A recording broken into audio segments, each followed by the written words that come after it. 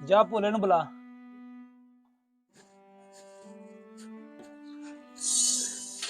आप बोले ठेकेदार बुला रहे हैं।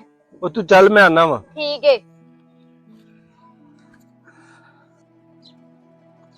साहब आ रहे हैं कोला। अच्छा ਹਾਂਜੀ ਠੇਕੇਦਾਰ ਸਾਹਿਬ।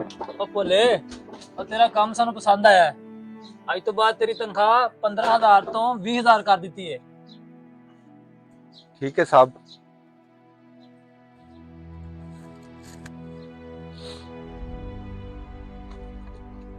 अरे पुत्र तू अज भी कला काम करी जा रहा भोले नु की होया 3 दिन हो गए काम ते नहीं आया।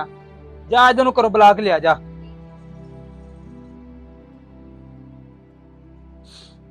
ਜੀ ਠੇਕੇਦਾਰ ਸਾਹਿਬ।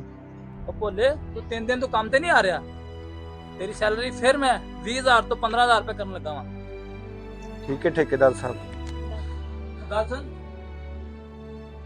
जो तो मैं तेरी सैलरी 5,000 ਵਧਾਈ ਸੀ फिर भी तू इतना खास खुश नहीं होया। ਅੱਜ मैं तेरी सैलरी 5,000 ਘਟਾਈ ਹੈ ਤੇ फिर भी तू उदास नहीं होया। ਠੇਕੇਦਾਰ ਸਾਹਿਬ ਜਿਸ ਦਿਨ ਤੁਸੀਂ ਮੇਰੀ 5,000 ਸੈਲਰੀ ਵਧਾਈ ਉਸ ਤੋਂ 2 ਦਿਨ ਪਹਿਲੇ ਹੀ ਮੇਰੇ ਘਰ ਬੇਟਾ ਪੈਦਾ ਹੋਇਆ। मैं सोचा अल्लाह पाक ने बच्चा पैदा होने तो पहले ही रिज्क भेज देता है। आज 5 महीने के बाद आपने मेरी 5,000 तनख्वाह कम कर दी और पता है साहब 3 दिन पहले मेरी माँ का इंतकाल हो गया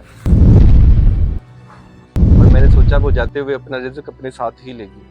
और ठेकेदार साहब हमें जो भी रिज्क देता है वो अल्लाह देता है, इसीलिए मैं उदास और परेशान नहीं हुआ। या रब्बल आलमीन अल्लाहु अल्लाह। अगर आपको ये वीडियो अच्छी लगे तो शेयर लाजमी करें।